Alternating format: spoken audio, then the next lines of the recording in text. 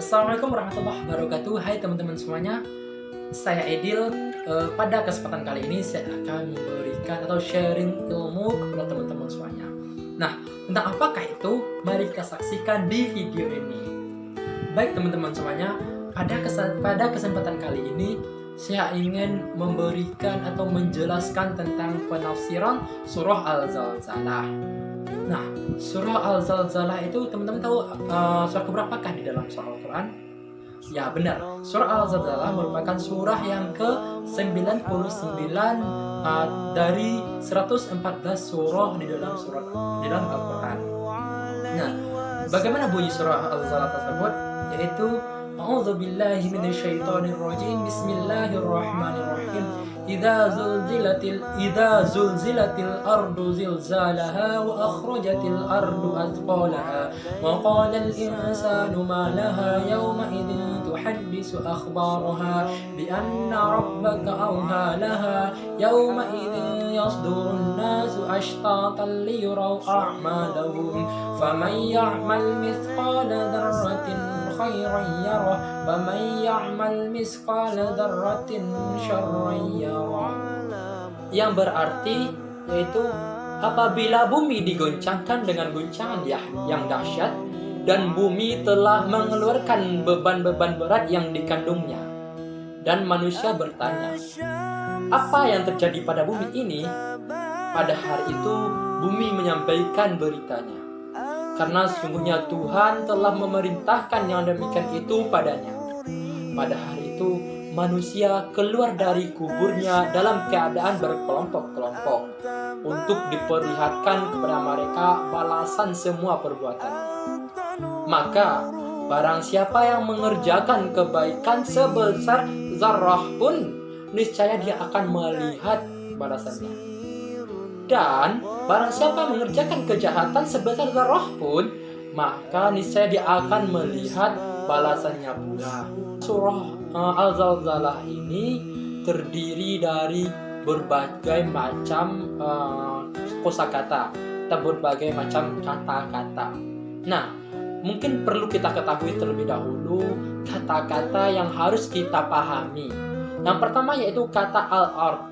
Kata al-ard itu berarti bumi, yakni tempat yang dihuni manusia, di atasnya yang terdapat segala jenis tumbuhan atau pepohonan, hewan-hewan dan sejenisnya. Yang kedua yaitu zalzalaha, yang berarti guncangan yang amat dahsyat.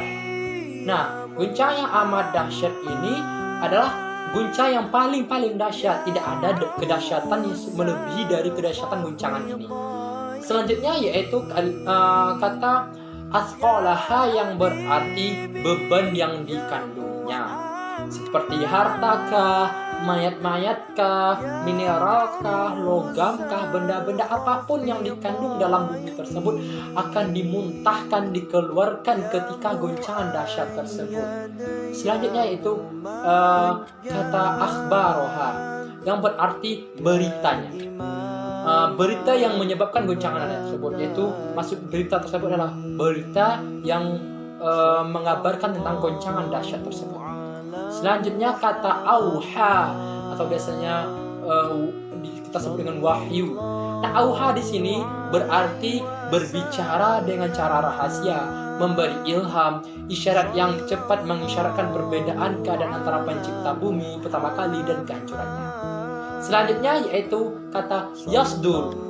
Kata yasduru ini berarti kembali. Nah, pengertian dari kata al-warid, yakni orang yang datang ke tempat air untuk minum atau menyirami atau memberi minum. Akan hal asadir, ia adalah kembali dari sumber air tersebut, atau diartikan juga dengan keluar dari suatu tempat yang berkumpul. Intinya, arti dari kata yasduru itu yaitu kembali atau balik gitu. Selanjutnya kata ashtata. Ashtata yang berarti bermacam-macam atau yakni terpisah-pisah. Ashtata dalam ayat ini berbicara tentang hari hisab, bahwa manusia saat itu sibuk dengan melihat sendiri catatan amalnya masing-masing. Selanjutnya kata zaroh yang artinya semut terkecil atau debu yang tampak melalui sinar matahari yang menyinari jendela. Inti dari kata ini menunjukkan sesuatu yang paling kecil. Apapun kebahasaannya, kata ini menegaskan bahwa manusia akan melihat balasan sekecil apapun. Jadi, kata dzarrah itu artinya sesuatu yang paling kecil, tidak ada yang lebih kecil dari kata dzarrah. Nah, di alam ini kata dzarrah itu diumpamakan dengan perbuatan-perbuatan manusia yang paling kecil pun itu perbuatannya. Selanjutnya kata yarahu yang artinya mengetahui, menyaksikan, diperlihatkan. Nah, dalam ayat ini kata yarahu itu manusia akan melihat sendiri catatan balasan amal yang baik ataupun yang buruk diperbuatnya selama hidup di dunia. Selanjutnya teman-teman, sesuatu itu akan adanya karena sebab. Nah, pada surah Az-Zalzalah ini terdapat sebab-sebab yang mengakibatkan ayat ini turun. Benar, setiap semua ayat Al-Quran tidak memiliki asbabun nuzul atau sebab turun. Tetapi dalam surah Al-Zalzalah ini terdapat terdapat asbabun nuzulnya atau sebab turunnya. Apakah itu? Yaitu surah ini turun menyangkut peristiwa yang terjadi di Madinah pada dua orang. Yang pertama merasa malu meminta-minta atau memberi perminta-perminta jika hanya sebiji kurma atau sepotong roti. Sedangkan orang yang lain meremehkan perbuatan dosa yang kecil dengan alasan ancaman Tuhan hanya bagi mereka yang melakukan dosa besar. Jadi surah ini ada yang mengatakan karena peristiwa dua orang, yang pertama merasa malu memberi perminta-minta jika hanya sebiji kurma atau sepotong roti yang kecil dalam perbuatan kecil tersebut. Yang kedua, tentang orang yang meremehkan perbuatan dosa kecil, dosa-dosa yang sangat kecil dengan alasan ancaman Tuhan hanya bagi mereka yang melakukan dosa besar. Karena itu turunlah surah Al-Zalzalah ini tadi. Dan juga ada yang mengatakan surah Al-Zalzalah ini turun karena ketika kaum kafir sering menanyakan mengenai hari perhitungan, seperti yang tercantum dalam surah Al-Qiyamah ayat 6 serta surah Yasin ayat 48. Allah menjelaskan kepada mereka dalam surah Al-Zalzalah ini yang terbatas pada tanda-tanda hari kiamat saja, yang ditujukan kepada mereka agar mengetahui bahwa mereka tidak bisa mengetahui secara pasti terjadinya hari kiamat, yakni hari ketika umat manusia dihadapkan pada Tuhannya untuk menerima pahala ataukah siksa. Jadi ada yang mengatakan juga asbabun nuzul ini karena ketika ada kaum kafir menanyakan tentang mengenai hari-hari perhitungan, mengenai kapan terjadinya kiamat, mengenai kapan terjadinya hari perhitungan. Ketika itulah turunlah surah Al-Zalzalah ini. Selanjutnya yaitu tentang munasabah surah Al-Zalzalah. Munasabah artinya itu hubungan surah Al-Zalzalah ini dengan suatu dengan surah sebelumnya kah, dengan ayat sebelumnya kah, atau sudahnya pun. Dalam riwayat Ibnu Abbas dapat dilihat bahwa surah Al-Zalzalah ini turun sesudah surah An-Nisa, surah keempat dalam mushaf Al-Quran, dan sebelum surat ini yaitu surah Al-Hadid. Dari segi perurutan penulisan dalam mushaf Utsmani, surah ini merupakan surah yang ke-99. Nah, yang seperti saya katakan tadi, surah Al-Zalzalah ini merupakan surah yang ke-99 dari 114 surah dalam Al-Quran. Nah, munasabah surat ini dengan surah sebelumnya, ya menurut tertibnya mushaf Utsmani adalah sebagai berikut, yaitu pada surah sebelumnya yakni surah Al-Bayyinah. Jadi pada surah sebelumnya Al-Zalzalah ini yaitu surah Al-Bayyinah, bahwa Allah menurunkan ayat-ayat tentang balasan bagi orang yang beriman dan pembalasan untuk kaum kafir. Sedangkan untuk surah ini yaitu surah Al-Zalzalah, Allah menjelaskan saat dan tanda-tanda datangnya hari pembalasan, hari balasan atau hari pembalasan. Dan sedangkan munasabah surah dengan surah sudahnya, jadi munasabah surah ini dengan surah sesudahnya yaitu surah Al-Adiyat digambarkan hari pikuk, di mana kekalutan atau ketakutan yang dialami manusia ketika terjadinya hari kiamat dan goncangan bumi dan peristiwa kiamat itu tadi demikian mendadak. Sedangkan dalam surah Al-Zalzalah ini Allah menggambarkan bagaimana goncangan jiwa yang dialami saat kiamat, khususnya mereka yang selama ini mengandalkan kekuatan diri atau kelompok terlepas dari bantuan Allah. Keadaan kiamat sedemikian cepat dan mendadak, manusia ketika itu sedang lengah tidur dengan nyenyak di waktu pagi.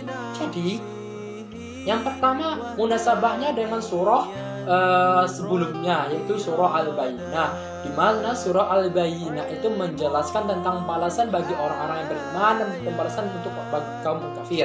Sedangkan surah Al-Zalzalah ini menjelaskan saat tanda-tandanya balasan perbuatan-perbuatan tersebut. Yang kedua yaitu munasabahnya dengan surah sebelumnya, yaitu dengan surah sudahnya, yaitu surah Al-Adiyat, di mana surat Al-Adiyat itu menjelaskan tentang terjadinya manusia, tentang yang dialami manusia ketika terjadinya hari kiamat, di mana goncang bumi dan peristiwa kiamat itu terjadi demikian mendadak. Sedangkan dalam surah Al-Zalzalah ini menjelaskan tentang bagaimana goncang dahsyat itu terjadi ketika hari kiamat. Selanjutnya kita akan menjelaskan tentang penafsiran surah Al-Zalzalah. Yang pertama itu surah Al-Zalzalah ayat pertama. Ayat pertama yang bunyi Bismillahirrahmanirrahim.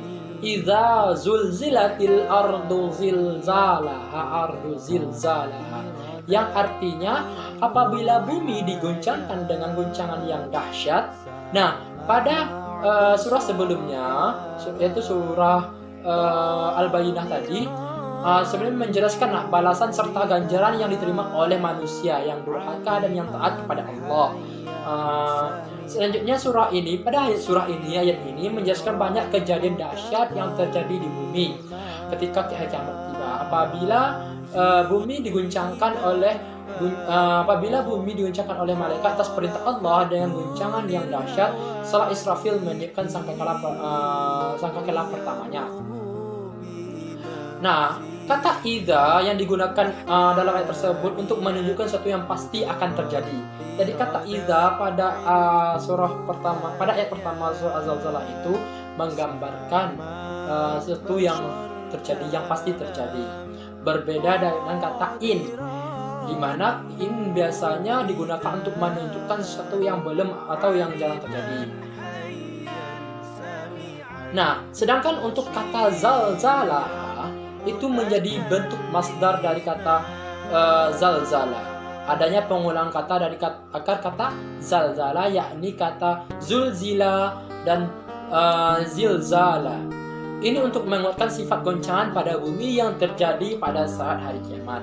Sama halnya pada hari kiamat, kiramatul ikrat, artinya sungguh kami menghormatimu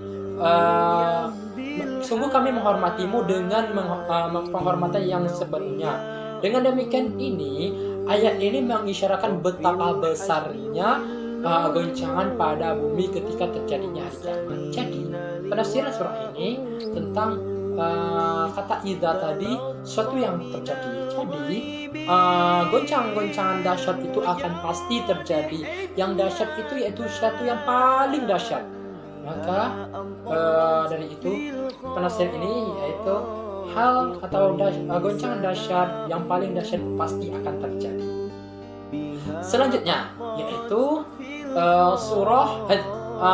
ayat yang kedua dalam surah Al-Zalzalah, yaitu yang berbunyi wa akhrajatil ardu athqalaha, yang berarti dan bumi telah mengeluarkan beban-beban yang dikandungnya. Nah, ayat ini menjelaskan tentang apa yang dikeluarkannya, semua beban yang dikeluarkan yang dikandung bumi, baik kenyataan alam yang masih terkubur dalamnya maupun mayat-mayat yang telah terkubur. Pada ayat ini terdapat beberapa pendapat. Nah, jadi pada ayat ini terdapat beberapa pendapat ulama. Ada yang mengatakan bahwa beban yang dimaksud dalam ayat ini adalah mayat-mayat yang terkubur. Ada juga yang mengatakan bahwa kekayaan alam yang masih terkubur. Jadi mengeluarkan beban-beban itu maksudnya ada ulama mengatakan yang pertama yaitu mayat-mayat yang terkubur atau beban atau hal-hal materi-materi yang terkubur dalam perut bumi. Selanjutnya yaitu surah ayat yang ketiga yaitu waqalal insanu malaha, yang artinya dan manusia bertanya apa yang terjadi pada bumi ini. Jadi pada ayat ketiga ini pertanyaan dari manusia karena sesuatu yang baru ketika dia menghadapi goncangan tersebut. Apa pertanyaannya? Apa yang terjadi pada bumi ini? Ayat ini menggambarkan kebingungan manusia ketika peristiwa goncangan bumi yang begitu dahsyat sehingga mampu mengeluarkan segala sesuatu yang ada di dalamnya. Pada hari itu manusia akan bertanya tentang hal-hal yang membuat heran. Mengapa bumi ini? Apa yang menyebab bumi ini begitu dahsyat sehingga mampu mengeluarkan segala sesuatu yang ada di dalamnya? Jadi ayat ini menjelaskan tentang pertanyaan keheranan manusia ketika menghadapi sesuatu yang dahsyat terjadi di bumi ini. Jadi mereka terheran, kenapa bumi ini? Apa yang terjadi pada bumi ini? Selanjutnya, dalam manusia kan tadi manusia bertanya-tanya. Jadi manusia tersebut ada berbeda pendapat ulama siapakah manusia itu, apakah orang mukminkah atau orang kafirkah atau keduanya. Imam Al-Qurtubi mengemukakan pendapatnya itu dari hadis yang diriwayatkan oleh Ad-Dahhak.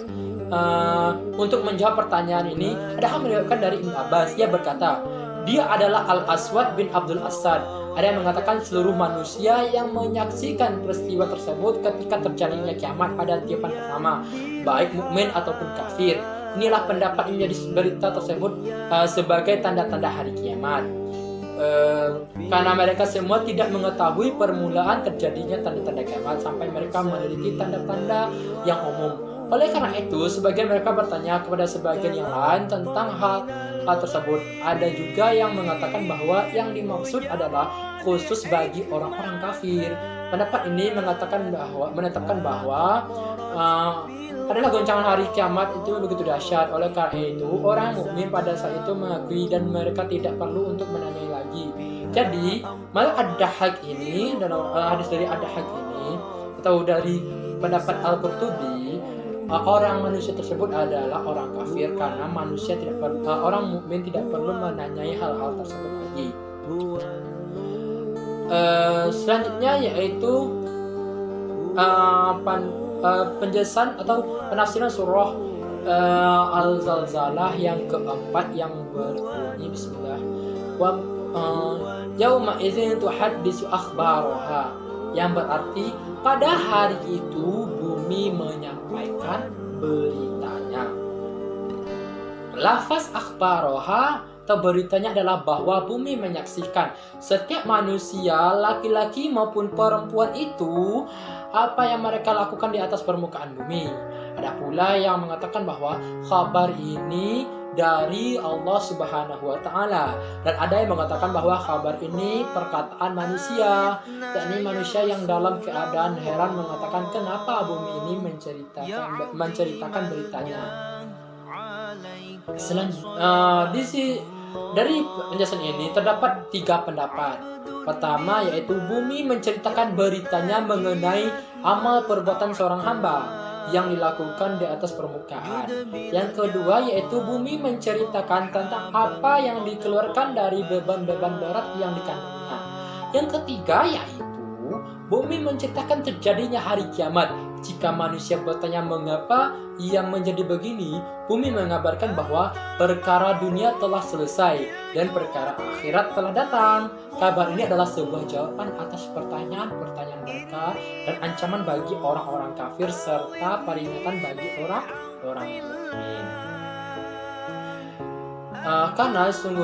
Jadi pada ayat itu menjelaskan tentang apa itu kabar.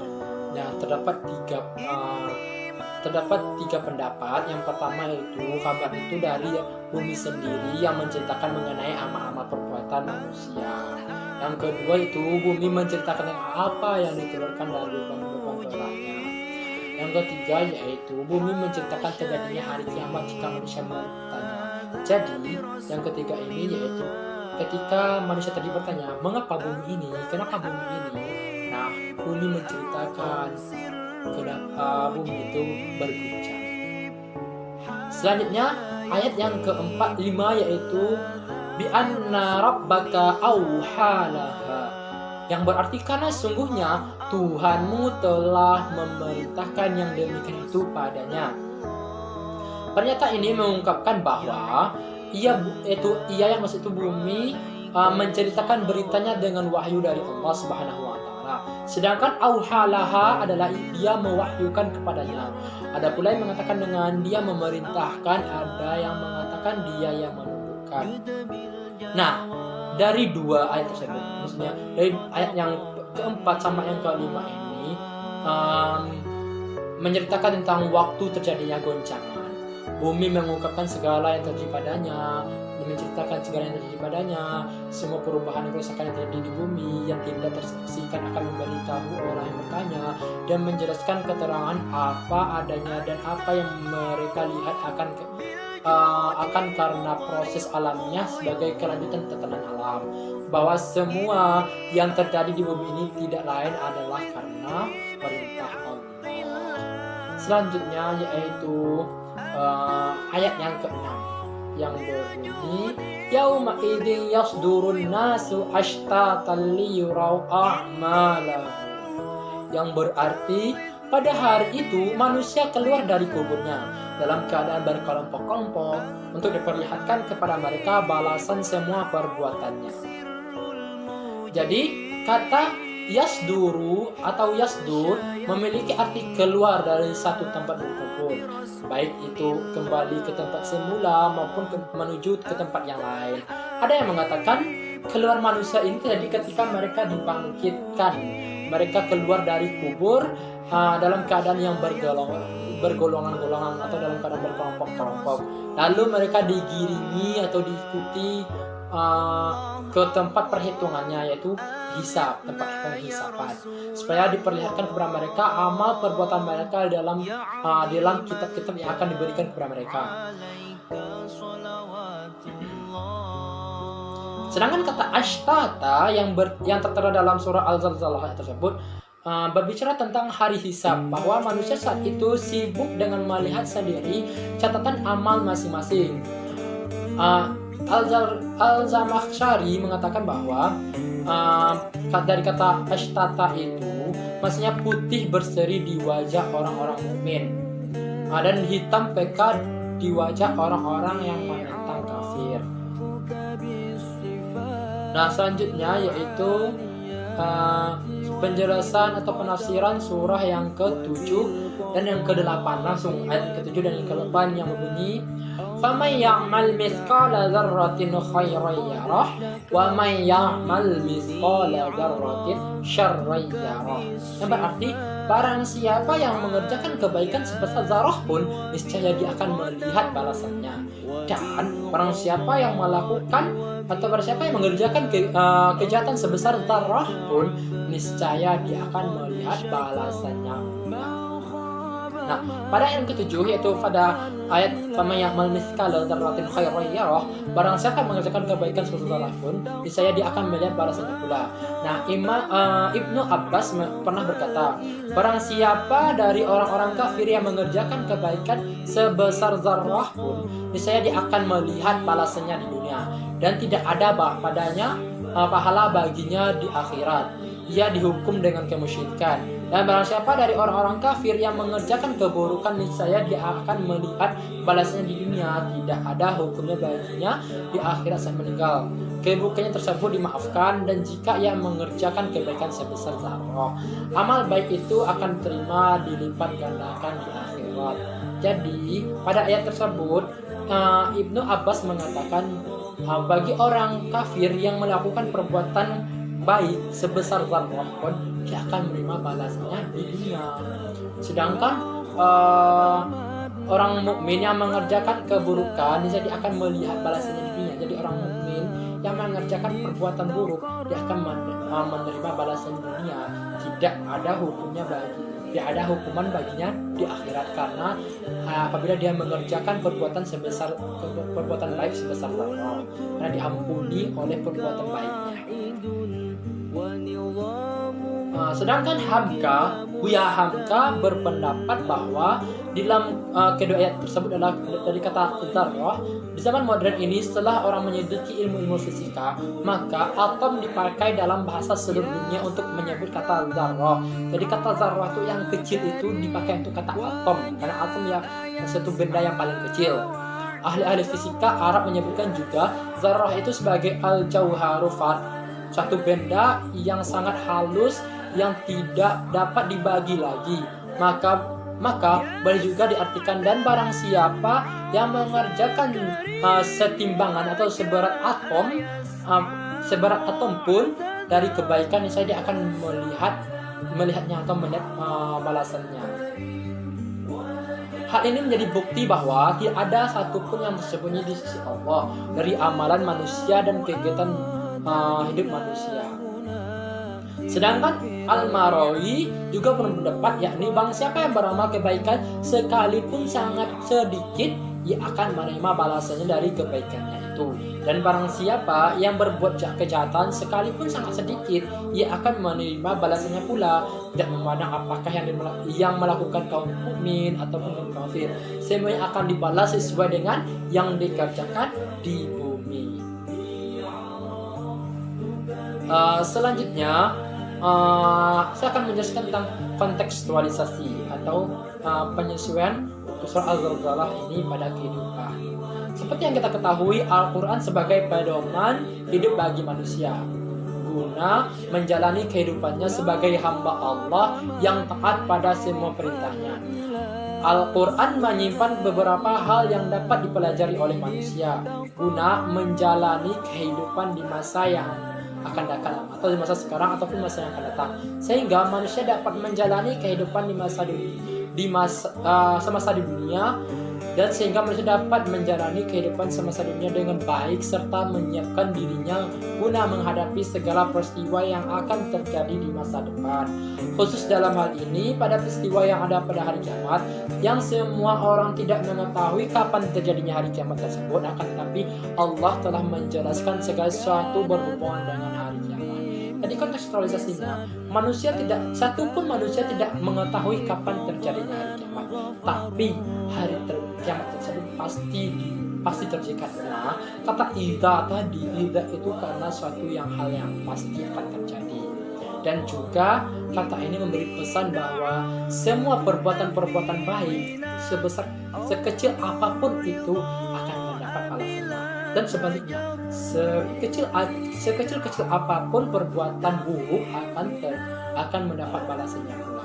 Jadi teman-teman semuanya, pesan saya, marilah kita hati-hati dalam melakukan sebuah tindakan. Jangan sampai kita lengah melakukan perbuatan keburukan, walaupun itu sekecil apapun itu. Karena keseringan kita melakukan perbuatan buruk, sekecil apapun itu, lama-kelamaan akan menjadi banyak, dosa tersebut akan bertumpuk, sehingga nanti di akhir kita akan mempertanggungjawabkan semua perbuatan tersebut. Jadi itu teman-teman semuanya, itulah yang bisa saya sampaikan dalam pesan-pesan dalam surah Al-Zalzalah ini, penafsiran atau pesan-pesan dalam surah Al-Zalzalah ini. Semoga bermanfaat bagi kita semua. Semoga Allah merahmati kita. Saya ucapkan terima kasih telah mendengarkan ocehan-ocehan saya atau ilmu-ilmu yang saya dapatkan dan saya share kepada teman-teman semuanya. Ingat, jangan lupa share, like, dan subscribe. Semoga kita semuanya senantiasa dilindungi Allah. Semoga kita senantiasa melakukan perbuatan-perbuatan baik dan senantiasa terhindar dari perbuatan-perbuatan buruk. Sekian dari saya. Wassalamualaikum warahmatullahi wabarakatuh.